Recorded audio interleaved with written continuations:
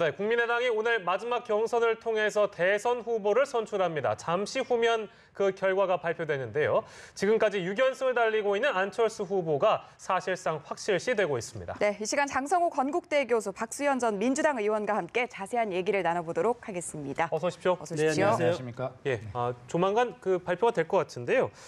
일단은 이 마지막 경선 결과 이변 없이 안철수 후보가 될 거라고 보시는지요, 교수님? 네, 저는 뭐 확실하다고 봅니다. 예. 6번째까지 6연승을 했고 누적 득표율이 72%라는 것은 일단은 뭐 파죽지세로 올라와서 대세론을 굳히는 것 아니겠습니까? 예. 특히 호남에서의 어떤 압승을 했기 때문에 호남의 지지가 수도권 지지 그리고 충청권 지지 마지막 승부를 가른다고 봅니다. 네. 야권의 핵심적인 지역은 호남 아니겠습니까? 예. 민주당도 마찬가지로 문재인 전 대표가 호남에서 압승을 했기 때문에 예. 마지막에 결선에서도 승리하지 않았습니까? 이런 것을 봤을 때 역시 호남은 야권의 심장이다. 이런 차원에서 해석을 한다고 하더라도 예. 마지막에 충청에서도 안철수 전 대표가 예.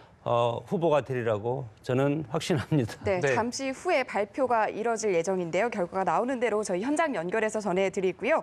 안철수 전 대표가 얼마나 큰 격차로 승기를 잡을 것이냐, 아무래도 이 부분에 더더욱 집중이 되는데 어떻게 생각하십니까? 지금 안철수 그 후보로서는 굉장히 그 작은 것을 가지고 굉장히 큰 결과를 지금 누리고 있는 것 같은데 예. 사실 국민의당 경선 의미 없었습니다. 지금 안풍이라고 하지만 애초에 이 정도로 이길 것은 누구나 다 예상이 돼 있었고요. 안철수 후보가 운이 좋은 것 같습니다. 어쨌든 호남에서 대박이라고 하는 그 말이 먹힐 정도로 많은 사람들이 투표를 했다. 뭐 이런 것이고요. 또 손학규 전 대표나 박주선 전 국회 부의장이 사실은 혼자 경선에 나가서 외롭게 뛰어야 되는 안철수 후보를 불쏘시개처럼 옆에서 도와주는 역할을 한 것이 맞은 것이거든요. 예. 그리고 사실 뭐 더불어민주당 내에 뭐 문재인 패권이다 뭐 이런 이야기들을 하는데 사실은 국민의당도 이거 보면 안철수 패권이 있는 것입니다. 이 경선 결과가 사실 이 정도 나올 것이다 예상이 됐던 것이고 그 이상 의미가 없었는데 네. 어쨌든 그 의미를 굉장히 대박처럼 포장이 잘 되고 있고 네. 안풍으로 효과를 거두기는 것 같다. 어쨌든 오늘 선출된 건 분명하고 어쨌든 문재인 더불어민주당 그 후보와 함께 좋은 어떤 그 역동적인 본선 경쟁 한번 기대해 보겠습니다. 네, 박 의원께서 조금 포장된 감이 없지 않아 있다 이렇게 말씀을 하셨습니다만 그럼에도 불구하고 요즘 뭐 미디어나 이제 언론을 보다 보면 안풍, 이 상승세는 여실히 드러나고 있다라고 보는 시각이 있는 건 분명한 것 같습니다. 그런 의미에서 우리가 그 안철수 후보의 목소리나 또 말투 이런 게 참 많이 변했거든요. 네. 장 교수께서는 어떻게 보셨는지요? 정치인의 이미지는 만들어지는 겁니다. 소위 예. 말해서 이것이 연출된다고 보는데 특히 이것이 이미지 메이킹의 핵심인데 특히 언어, 어투, 색깔 이런 걸 가지고 삼박자를 가지고 사실은 연출을 하는 경향이 상당히 큰데 예. 특히 목소리가 지금 큰 거 있지 않습니까? 이것은 어떤 카리스마 있는 지도자의 이미지를 나타내기 위한 의도된 연출이다 이렇게 보고 예. 특히 이것을 가만히 생각을 하고 따져보면 과거에 보라매 공원에서 김대중 대통령이 연설했을 때 그 모습을 지금 상당히 벤치마킹한 그런 느낌이 듭니다. 국민의당이 호남을 기반으로 한 정당 아니겠습니까? 그렇기 때문에 가급적 김대중 전 대통령의 이미지를 확실하게 가져다가 차용하는 그런 효과가 큰 것이 지금 안철수 의원의 그 표정이라든가 모습이라든가 목소리 톤을 보면 네. 과거에 김대중 전 대통령이 한강 여의도라든가 보라매 공원에서 유세했을 때 네. 100만 명을 놓고 유세하지 않았습니까? 그때 당시의 모습을 연상시키는 사실은 그런데 이런 것들은 미디어 시대에서는 사실은 맞지 않는 그런 연설 기법이죠. 네. 마이크라든가 미디어가 없을 때 마이크로만 해서 큰 소리로 멀리까지 해서 전파하는 데 목적이 있었는데 네. 그러나 안철수 전 대표의 어떤 목소리가 지난번 대선 때 나올 때 우리가 한번 비교를 해본 그런 화면이 많이 있지 않습니까? 이런 걸 보면 상당히 조금 수줍어하는 모습, 이런 것들 그리고 머리를 이마를 가린 이런 모습들은 정치인들이 음흉한 모습으로 보이기 때문에 이제는 좀 정치를 좀 배운 것이 아닌가 그렇게 봅니다. 네, 지금 국민의당 최종 경선 현장의 모습을 함께 보고 계십니다. 곧 발표가 이뤄질 것으로 예상되는 상황으로 읽히는데요. 앞서서도 장 교수님께서도 얘기를 해주셨습니다만 이런 이미지의 변화, 목소리의 변화 등이 대권 레이스에는 어떤 영향을 미칠지도 짤막하게 짚어주시죠. 네, 굉장히 긍정적인 영향을 미치고 있지 않습니까? 안철수 후보의 약점이었던 또 철수냐라고 하는 그 유약한 이미지, 이것을 네. 강철수, 심지어는 장군 스타일이다 이렇게 바꿨는데 예. 저는 그런 어떤 외적인 변화보다도 내적인 판을 읽는 눈이 굉장히 높아졌다 이렇게 봅니다. 사실은 자강론을 굉장히 강조했지 않습니까? 다른 예. 사람들은 내부에서 선연대론을 먼저 이야기할 때 예. 안철수 후보는 어차피 보수가 괴멸되어 가고 있는 이 상황에서는 보면 더불어민주당의 후보와 여기서 잘만 버티면 예. 양강 구도를 형성할 수 있다라는 판을 읽는 눈, 이것이 굉장히 강해진 안철수의 모습을 변한 모습이고, 그것이 사실은 지금 예상대로 성공하고 있어서 예. 밖에서는 안스트라다무스다 이런 이야기도 하고 있지 않습니까? 예. 그러니까 보수는 어차피 오자 다자 구도로 가더라도 안철수 후보는 실질적으로 이 보수는 괴멸되는 상태가 미미하기 때문에 실질적인 양강 구도를 형성할 것이다라고 그렇게 예상을 하고 자강론으로 연대론을 제끼면서 버텨온 것, 그것이 지금 어떤 그 이미지 변화와 함께 실질적인 어떤 그 양강 구도로 그렇게 가는 그런 모습이 아닐까 이렇게 봅니다. 네. 외적보다 내적으로 많이 변한 안 후보의 모습 짚어주셨는데요. 장병완 선거관리위원장이 단상에 올라왔습니다. 발표 내용을 직접 들어보겠습니다. 이제부터는 지금까지 성원해 주신 국민 여러분들께서 초미의 관심을 가지고 계신 제19대 대선 후보 선출 국민의당 완전 국민 경선의 최종 결과를 발표하도록 하겠습니다. 국민의당 대선 후보는 완전 국민 경선 현장 투표의 누적 합산 결과를 80% 반영하고 4월 3일 어제입니다. 어제 실시한 전국 만 19세 이상 모든 유권자를 대상으로 실시한 여론조사 결과를 20% 반영하여 이를 합산한 결과 과반수 득표를 얻은 후보로 확정됩니다. 먼저 완전 국민 경선 현장 투표 합산 결과를 발표해 드리겠습니다. 총 투표자 수는 18만 4,768표이고 이중 유효 투표자 수는 18만 4,184표, 무효 투표자 수는 584표입니다. 후보별 득표수와 득표율을 득표순으로 말씀드리겠습니다. 기호 1번 안철수 후보 13만 3,927표, 득표율은 72.71%입니다. 기호 3번 손학규 후보 3만 5,696표, 득표율은 19.38%입니다. 기호 2번 박주선 후보 14,561표, 득표율은 7.91%입니다.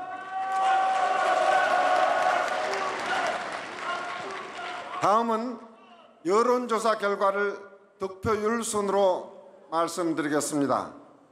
기호 1번 안철수 후보 득표율은 84.2%입니다. 기호 3번 손학규 후보의 득표율은 12.85%입니다. 끝으로 기호 2번 박주선 후보 득표율은 2.95%입니다. 이상 현장 투표와 여론조사 결과를 합산한 최종 결과를 득표율 순으로 발표하도록 하겠습니다. 기호 1번 안철수 후보 75.01%, 기호 3번 손학규 후보 18.07%, 기호 2번 박주선 후보는 6.92%입니다.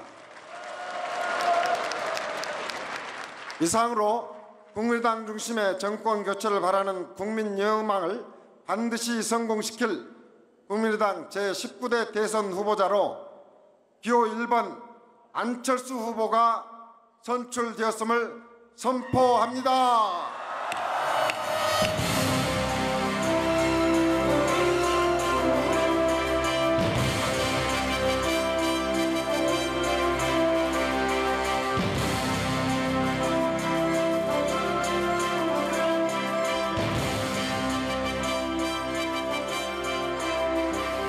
네, 국민의당 대통령 후보 안철수 후보님께 뜨거운 박수 다시 한번 부탁드립니다. 진심으로 축하드립니다. 네, 국민의당 안철수 대통령 후보님 다시 한번 뜨거운 박수 부탁드립니다. 네, 이것으로 국민의당 제19대 대통령 선거 후보자 네, 첫 국민의당 질문을 대선 후보로 모두 최종 마치겠습니다. 선출된 안철수 후보의 후보 수락 연설 함께 들어보셨습니다. 꽤 긴 시간 진행이 됐는데요. 이 메시지 어떻게 들으셨는지, 특히 어떤 구절이 와 닿으셨는지 이 내용 여쭤보고 싶습니다. 예, 뭐 꿈 이야기를 많이 했고 사실은 대통령 후보로 선출된 자리에서 하셔야 될 이야기, 현재 우리가 당면하고 있는 문제, 또 앞으로 가야 될 미래는 어떤 모습이어야 되는지 뭐 담담하게 말씀을 잘 하신 것 같고 많은 분야에 대해서 고루 이야기를 다 담았다고 생각합니다. 그러나 중요한 것은 국민들은 저런 말은 누구한테 들어도 다 들을 수 있는 이야기인 것 같습니다. 문재인만의 연설, 안철수만의 연설 이런 것들이 필요한 것이죠. 자, 그것은 어떤 것이냐면 다 그런 꿈에 대해서는 누구나 다 동의합니다. 필요성을 인정하고 그러나 그것을 어떻게 실현해 줄 것인가, 할 것인가에 대한 내용이 어제 문재인 후보의 연설에도 오늘 안철수 후보의 연설에도 없는 것이거든요. 그렇기 때문에 다 좋은 말씀하셨지만 앞으로 본선에 가서는 그렇게 말씀드렸던 약속들을 어떻게 이룰 것인가, 특히 아까도 말씀드렸습니다만 이번에 그 누가 집권을 해도 여소야대의 이 정국에서 어떻게 협치를 통해서 이런 것들을 의회 개혁 입법을 통해서 가능하게 할 것인가에 대한 그런 어떤 대타협 이런 것들에 대한 구체적인 어떤 계획과 결심 이런 것들이 뒷받침이 될 때 지금 하신 말씀, 이 금과 옥자 같은 말씀이 뒷받침이 될 것이다 이런 느낌이 들었습니다. 네, 구체적인 정책적 메시지 등이 더 이제 앞으로 담겼으면 좋겠다고 얘기를 해주셨는데요. 교수님께서는 이 후보 수락 연설에 담긴 메시지 내용 어떻게 들으셨습니까? 정당의 본질적인 것은 정권 획득 아니겠습니까? 그래서 안철수 후보가 오늘 탄생을 했는데 후보가 탄생하면 일단은 확실하게 승리를 해야 되는 것이 후보의 당연한 어떤 멘트고 그런 측면에서 오늘 이기겠다, 승리하겠다, 압도적 승리하겠다. 누구를 하는데 문재인 후보 이렇게 해야 되는데 문재인 후보에 대한 말은 뭐 거의 이제 하지 않았고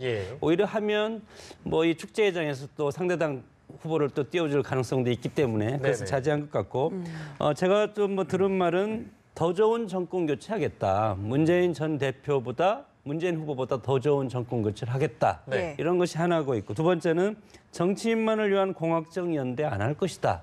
이것은 연대는의 필요성은 상당히 느끼는 것이 아닌가.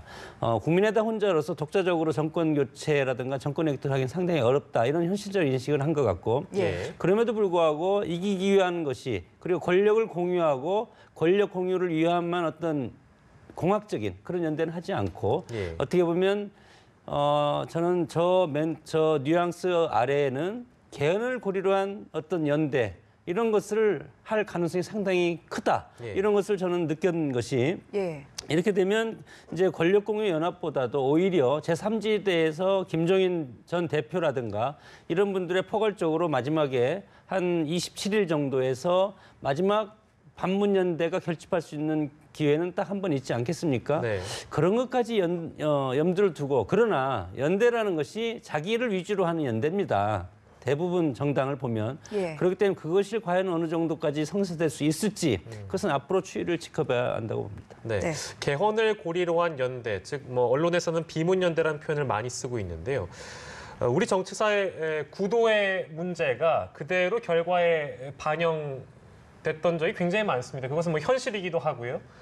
지금이 이제 막 오자 구도로 꾸려졌습니다만 이것이 양자 구도까지 나아가기 위해서는 굉장히 많은 걸림돌이 존재합니다. 그것은 현실적으로 가능한 것인지 많은 분들이 의문을 가지실 텐데요. 어떻게 보십니까? 예, 가능하지 않을 것입니다. 어차피 이번 대선은 정권 교체가 된다라고 하는 것, 정권 교체가 돼야 된다고 하는 국민의 그런 어떤 여론이 굉장히 많은 편 아니겠습니까? 또 그런 당위성도 있습니다. 이 탄핵에 이르게 한 이 어떤 잘못 이런 것들을 지금의 구 여권이 함께 책임을 져야 될 문제이기 때문에 어차피 보면 정권이 교체가 된다라고 보면 구 여권은 지금의 소위 뭐 자유한국당이나 바른정당은 다 다음 차기 정부에서 어떻게 이 야권을 재편성할 것인가가 사실은 거기까지 고민이 미쳐 있을 것이라고 생각합니다. 네. 그렇기 때문에 홍준표 후보와 유승민 후보가 치열한 기싸움을 하고 있지 않습니까? 그것은 당장의 어떤 보수 단일화를 위한 기싸움이라기보다 차기 야권 재편을 위한 이니셔티브를 누가 잡느냐의 싸움이기도 하거든요. 그렇기 때문에 지금 이 구도가 이렇게 잡혀 다자 구도이지만 아까 제가 말씀드렸듯이 다자 구도이되 보수가 너무 약하기 때문에 실질적 양자 구도로 갈 것이다. 이것은 유지될 것이라고 저는 그렇게 생각합니다. 다만 한 가지 여기서 이 중요한 대통령 선거가 문재인 후보가 뭔데 비문연대, 반문연대 이런 걸 기준으로 뭉칩니까? 저는 그것은 아니라고 생각합니다.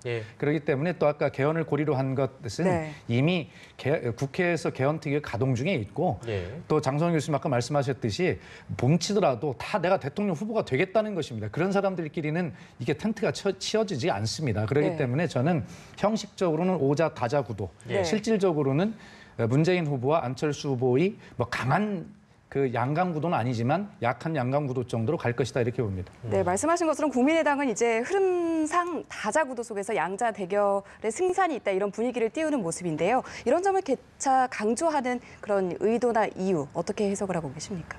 일단은 구도 싸움 아닙니까? 일단은 인물이 다 결정돼 있습니다. 문재인, 안철수, 홍준표, 유승민 이렇게 결정이 돼 있는데 이제는 이제 구도가 한 일주일 정도 구도 싸움이 이제 흘러갈 가능성이 상당히 큰데 과연 야권이 호남을 중심으로 두 후보가 지금 나와 있지 않습니까? 문재인과 안철수 이 두 후보가 나와 있는데 그러면 보수당은 어떻게 할 것인가?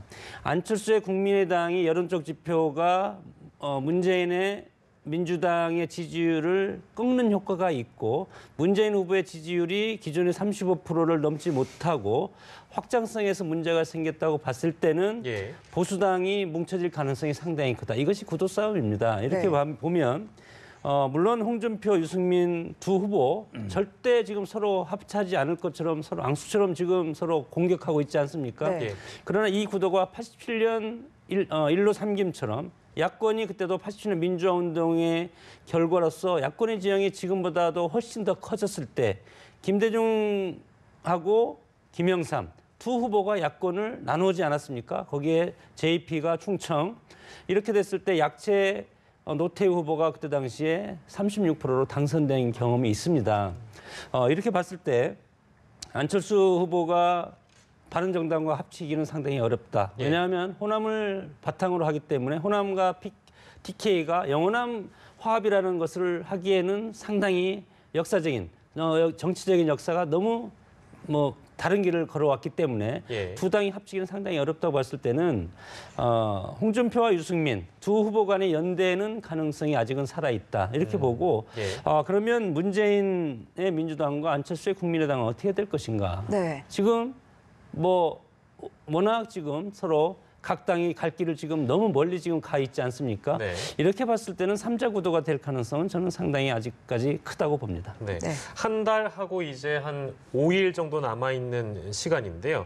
물론 각 진영에서는 이 짧지만 긴 시간이 될 것도 같습니다. 저희가 이제 연대 얘기를 하고 있는데 5자 구도에서 3자 구도까지는 가능하다고 이제 장 교수께서 말씀을 해주셨습니다. 물론 이제 후보 간의 연대라는 것은 물론 이제 각자 입장을 고려한다면 상당히 많은 난관이 예상됩니다만 그 고리를 혹시나 누가 그 역할을 자처한다면 내일 이제 김종인 전 대표가 대선 출마를 앞두고 있는 상황 아니겠습니까? 그 안에 많은 인물들이 참여해서 안철수의 국민의당과 홍준표, 유승민 이 후보들을 다 묶어낸다는 가능성은 혹시 어떻게 보시는지요? 그런 시도들이 이루어지겠습니다만 극히 가능성은 낮다 저는 그렇게 전망을 합니다. 우리 장성현 교수님 말씀하신 대로 5자 구도가 3자 구도까지 갈 가능성에 대해서는 저도 열어놓고 봅니다만 기본적으로 3자 구도 이상일 것이다 이렇게 보고 있고 지금까지 대한민국의 현대 정당의 역사를 보면 야권, 진보 진영은 사실 굉장히 기울어진 운동장 속에서 어떤 연대와 통합을 통해서 기울어진 운동장의 수평 구조를 맞추기 위한 노력을 굉장히 많이 해왔는데 그때는 명분이라도 있었습니다. 독재 정권에 저항한다든가 민주제도를 만들어내자라고 하는 그런 명분이 있었는데 이번이 대선은 국민은 적폐를 청산하라고 명령하고 계시거든요. 그런데 단순히 한 개인이 싫어서 반대한다. 반분연대라고 하는 말도 안 되는 명분을 가지고 이합집산을 한다. 이거는 국민의 명령을 정면으로 배반하는 것이고 미래도 없는 것이거든요. 그리고 네. 사실 어떤 정파나 정치인의 이해득실을 떠나서 대한민국 정치를 위해서 대선 이후에 어떤 이제는 진보 보수가 큰 의미가 없습니다만 지금의 어떤 보수라고 분류한다면 예. 이쪽에 굉장히 어떤 강한 건강한 보수가 새로 태어나서 양대축을 잘 만들어야 되는 그런 어떤 가능성을 남겨놔야 되거든요. 네. 그렇게 이합집산으로 국민에게 버림받는 어떤 그런 합치가 돼서는 정말 대한민국 정치 대선 이후로 미래가 없다. 저는 그렇게 보고 네. 아마 김종인 대표는 출마 선언하시고 역할을 하려고 하겠습니다만 예, 예. 적어도 기본적으로 다자구도를 깰 수는 없을 것이다. 저는 그렇게 예상합니다. 네, 양자 대결은 이루어지기 어렵다라고 얘기를 네. 해주셨는데요. 그럼에도 불구하고 어찌됐건 이 언론 등 여러 매체에서도 그렇고요. 지금 뭐 여론조사 등이 실시되고 있고 또 양자 대결을 염두에 둔 여론조사들이 실시되고 있는데 예, 예. 특히 뭐 이번에 최근에 나온 지지율을 두고 지금 공방이 좀 치열한 모습인데 안철수 후보가 문재인 양자 대결을 벌였을 때 문재인 후보를 좀 앞서는 그런 여론조사 결과도 나옴에 따라 이런 부분을 두고 조사의 신뢰도 등을 지금 뭐 이의를 제기하고 있는 목소리도 있거든요. 이 부분에 대해서는 어떻게 보세요? 인위적인 양자 구도를 만들어서 여론조사를 하면 그렇게 나올 수도 있다고 봅니다. 왜냐하면 우리 기존에 지금 민주당 경선 과정을 봤을 때 문재인 후보의 표의 확장성이 지금 한계에 다다랐다는 것을 보여주고 있지 않습니까? 예. 그러나 안희정 지사라든가 이재명 시장이 일단은 선거에서 끝나서 패배해서 하나로 합쳐졌기 때문에 이거 표의 확장성은 일정 부분 합칠 가능성이 있고 여기에서 중도표는 일정 부분 빠져나갈 가능성이 있는데 도식적으로 그렇게 해서 우리가 예측하기는 상당히 위험스러운 부분이 많다. 예. 현실적으로 보수 정당이 여기에서 안철수의 국민의당과 합쳐서 후보를 포기하겠습니까? 지방선거와 총선이 있습니다. 정당이 후보를 내지 않는 것은 그 정당의 당명을 내려야 되는 그런 의미를 뜻하기 때문에 네. 보수정당이 그리고 직전에 제1당이고 집권여당이었던 한국당이 홍준표 지사를 사퇴시켰습니까? 그것은 저는 어불성설이라고 보고 예. 이렇게 봤을 때 보수당이 연대를 마지막에 극적으로 하냐? 저는 뭐 틀림없이 이것은 서로의 어떤 대선 이후에 지방선거라든가 총선을 앞두고 서로의 어떤 타협점을 찾으려고 상당히 노력할 것이다. 예. 다만 김종인 전 대표, 예. 물론 문재인 전 대표와 같이 총선에서 승리를 이끌었지만 서로의 어떤 격차 때문에 지금 다시 탈당해서 나오지 않았습니까? 김종인 전 대표는 문재인 전 대표에 대한 악감정은 상당히 강한 것 같다. 이것은 현실이고 이렇게 봤을 때 김종인 전 대표 갈 곳이 어디냐? 그리고 반기문 전 유엔 사무총재 갈 곳이 어디냐. 예. 이런 것은 일정 부분 국민의당 안철수 후보의 힘을 실어줄 가능성은 마지막에 남아있고 이 부분이 중도 표심을 어느 정도 끌고 오냐. 10% 정도 끌고 오면 문재인 전 대표가 위협을 느낄 정도는 되리라고 봅니다. 왜? 보수당이 홍준표 지사라든가 바른정당이 한 규퉁에 지금 남아있지 않습니까? 일정 부분 20%가 될지 30%가 될지 35%가 될지 그것은 이제 예측하기가 상당히 어렵지만 예. 이런 도식적으로 결과를 봤을 때 야권의 분열은 일정 부분 현실화된 것은 사실이다 그렇게 봅니다. 예. 야권의 중심은 호남이기 때문에 뭐 이번 선거가 야권의 각축장이라고 이제 불리고 있는 상황에서 호남 유권자들의 고민이 굉장히 깊을 것 같다는 생각이 듭니다.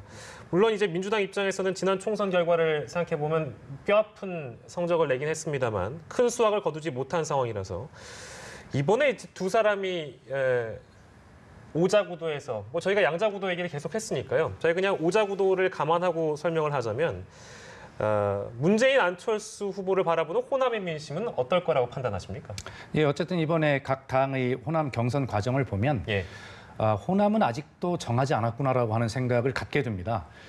더불어민주당에 대한 호남의 관심 굉장히 셌고 문재인 후보가 압도적인 득표를 함으로써 문재인 후보 입장에서는 호남에서 반문이라고 하는 것들을 용서받았다라고 예. 주장할 수 있는 그런 유의미한 득표를 한 것이거든요. 네. 또 국민의당은 또 완전 뭐 국민경선 제도를 택하면서 호남에서 한 7만 표 대박을 터뜨렸다. 예. 근데 그것이 뭐 최근에 어떤 동원 논란 때문에 흠집이 나고 있습니다. 어떻게 될지는 모르겠습니다만 예. 어쨌든 호남이 문재인 후보, 안철수 후보라고 하는 두 양강을 함께 지금 주목하고 있는 것이 아직 결정되지 않았다. 이런 예. 생각을 갖게 하는 경선 과정인데 결과적으로 제가 드리고 싶은 말씀은 호남이 됐든 전국이 됐든 간에 예. 결과적으로 정치인들은 이 여론조사의 착시 현상에 굉장히 관심을 갖고 시간이 가면 갈수록 여론조사에 그 매몰되는 경향을 보이는데 네. 뭐 당연히 그러야 됩니다만 가까이 갈수록 시간이 짧을수록 여론조사에 매몰돼서 공학적 계산을 하기보다는 아까 서로가 연설했듯이 국민이 진짜 무엇을 바라고 있는지 그런 것들에 대해서 정말 아주 의미 있는 경쟁으로 국민께 말씀을 드리는 것, 그 과정을 누가 아주 인내 있게 실천해 가는가, 그것이 결과적으로 선택을 좌우할 것이다, 그렇게 보고 네. 정말 두 분이 꿋꿋한 그런 모범을 좀 보여주시길 바랍니다. 네, 네. 이제 뭐 대진표는 완성됐고 정책적 비전을 보여주는 게 중요하다라는 말씀으로 듣겠습니다. 오늘 말씀 여기서 정리하겠습니다. 고맙습니다. 고맙습니다. 네.